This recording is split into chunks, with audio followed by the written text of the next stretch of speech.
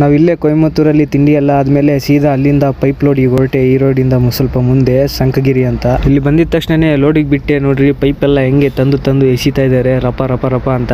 ಇಲ್ಲಿಂದ ಸೀದಾ ನಮ್ಮ ಉಮಾಪತಿ ಅಣ್ಣವ್ರೂರು ಲಿಂಗದಳ್ಳಿಗೆನೆ ಲೋಡ್ ಆಗ್ತಾ ಇರೋದು.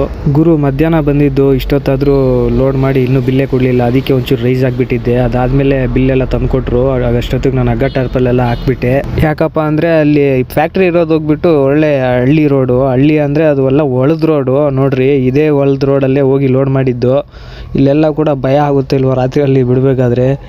ಏನು ದಾರಿನೇ ಕಾಣಿಸಲ್ಲ, ಮಿರರ್ಗಳು ಕಾಣಿಸಲ್ಲ ಕ್ಲೀನಾಗಿ. ಎಲ್ಲಿ ಗುಣಿ ಆಯಿತು, ಎಲ್ಲಿ ಹಳ್ಳ ಆಯಿತು ಯಾರಿಗೆ ಗೊತ್ತು. ಗಾಡಿ ಕಟ್ ಮಾಡ್ತಾ ಇದ್ದೀನಿ, ಆ ಕಡೆ ಜಜ್ಮೆಂಟೇ ಗೊತ್ತಾಗ್ತಿಲ್ಲ ಕತ್ಲಲ್ಲಿ. ಅದಕ್ಕೆ ಇಂಡಿಕೇಟ್ರ್ ಹಾಕಿದ್ದೀನಿ, ಲೈಟ್ಗಳೆಲ್ಲ ಆನ್ ಮಾಡಿದ್ದೀನಿ. ಆದರೂ ಅಷ್ಟೊಂದು ಫೋಕಸ್ ಇಲ್ಲ. ಅದರಿಂದಾಗಿ ನಾನು ಅವರಿಗೆ ಆ ಥರ ರೈಸ್ ಆಗಿದ್ದು.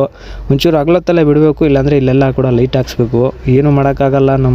ಇದೇ ಕತೆ ನಮ್ಮದು. ಅದು ಬೇರೆ ಮಧ್ಯಾಹ್ನದಿಂದ ಊಟನೇ ಮಾಡಿಲ್ಲ. ಊಟ ತಂದುಕೊಡೋರಿಲ್ಲ, ಯಾರೂ ಇಲ್ಲ. ಊಟ ತಿಂದಿದ್ದೀನೋ ಇಲ್ವೋ ಅಂತ ಕೇಳೋರು ಸಹ ಇಲ್ಲ.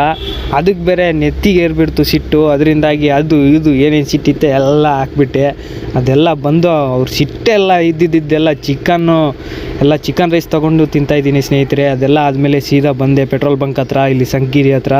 ಇಲ್ಲಿ ಬಂದಿದ ತಕ್ಷಣವೇ ನಮಗೆ ಇಲ್ಲಿ ಡ್ರೈವರ್ಗಳಿಗೆಲ್ಲ ಕೂಡ ಡಿಸ್ಕೌಂಟ್ ಕೊಡ್ತಾರೆ. ಡಿಸ್ಕೌಂಟ್ ಬೇಕಾದ್ರೆ ಡಿಸ್ಕೌಂಟ್ ಇಸ್ಕೋಬೋದು, ಇಲ್ಲಾಂದರೆ ಡೀಸೆಲಲ್ಲಿ ಡಿಸ್ಕೌಂಟ್ ಮಾಡಿಸ್ಬೋದು. ನೋಡಿ ಡೀಸೆಲ್ ಪ್ರೈಸ್ ಇಷ್ಟಿದೆ, 92.83.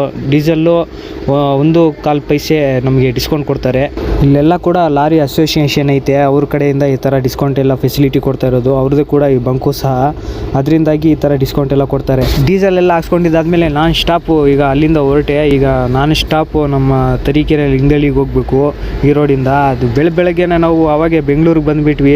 ನೋಡ್ರಿ ಇವ್ರ ಹೆಸರು ಸಾದಿಕು, ಬೀರೂರಿಗೆ ಕಿಂಗ್ ಇವರು. ಇವ್ರ ಮುಖ ನೋಡ್ಕೊಳ್ರಿ. ಏನಪ್ಪ ಸದಿಕು, ಎರಡು ಬ್ಲೂ ಬಕೆಟ್ನ ಬಾಹುಬಲಿ ಥರ ಹಿಡ್ಕೊಂಡು ಹಾಕ್ತಾ ಇದ್ದಾರೆ. ಅದೆಷ್ಟು ಲೀಟ್ರ್ ಗೊತ್ತಾ? 50 kg ಇರುತ್ತೆ ಅದು.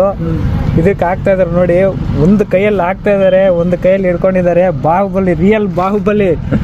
ಬೀರೂರಲ್ಲಿ ಯಾರಾದರೂ ನೋಡಿದ್ರೆ ಬಾಹುಬಲಿ ಅನ್ಬೇಕು. ನಮ್ಮ ಸಾದಿಕ್ ನೋಡ್ರಿ ಬಾಹುಬಲಿ ಹೆಂಗೆ ಬರ್ತಾ ಇದ್ದಾನೆ ಗಾಡಿಯಲ್ಲಿ.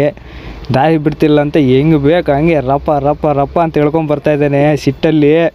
ಬಾಹುಬಲಿ ಅಂದರೆ ಹಿಂಗೆ ಇರ್ತೀನಿ ಅಂತ ಹೆಂಗೆ ಓವರ್ಟೇಕ್ ಮಾಡ್ಕೊಂಡು ಹೋಗ್ಬಿಟ್ಟ ನೋಡ್ರಿ. ಅವ್ನು ಹಿಡಿಯೋದೇ ಕಷ್ಟ ಈಗ. ನಮ್ಮ ಗಾಡಿ ಲಿಂಗದಳ್ಳಿಯಲ್ಲೇ ಖಾಲಿ ಆಯಿತು. ಅದಾದಮೇಲೆ ಸಾದಿಕು ಅವನು ಸಾಗರ ಹೋಗಬೇಕಿತ್ತು, ಹಂಗೆ ಹೋಗ್ಬಿಟ್ಟ. ನಾವು ಇಲ್ಲೇ ಇಡ್ಲಿ ಪೂರಿ ತಿಂತಾಯಿದ್ದೀವಿ. ಮಾರನೇ ದಿನ ಬೆಳಿಗ್ಗೆ ನಾನು ಉಮಾಪತಿ ಅಣ್ಣವರು ಅಲ್ಲಿ ಬಂದುಬಿಟ್ಟು ಮಲ್ಕೊಬಿಟ್ಟೆ. ಅದರಿಂದಾಗಿ ವೀಡಿಯೋ ಏನು ಮಾಡೋಕ್ಕಾಗಲಿಲ್ಲ. ನೋಡಿರಿ ಇದು ಎತ್ತಿನ ಬಂಡಿದು ಎಷ್ಟು ಚೆನ್ನಾಗಿ ಮಾಡಿದ್ದಾರೆ. 2,500 ಅಂತೆ, ಲಿಂಗದಳ್ಳಿಯಲ್ಲೇ ಸಿಗುತ್ತೆ, ಯಾರಿಗಾದ್ರೂ ಬೇಕಾದರೆ ಹೇಳಿ. ಅದೆಲ್ಲ ಆದಮೇಲೆ ನಾವು ಇಲ್ಲಿ ಗಾಡಿ ತೊಳ್ಸೋಕ್ಕೆ ಅಂತ ಬಂದ್ವಿ. ನಾನು ಮತ್ತು ನಮ್ಮ ಮುರುಗಣ್ಣ ಗಾಡಿ ಎಲ್ಲ ತೊಳೆಯಾಕ್ಬಿಟ್ಟಿದ್ದೀವಿ.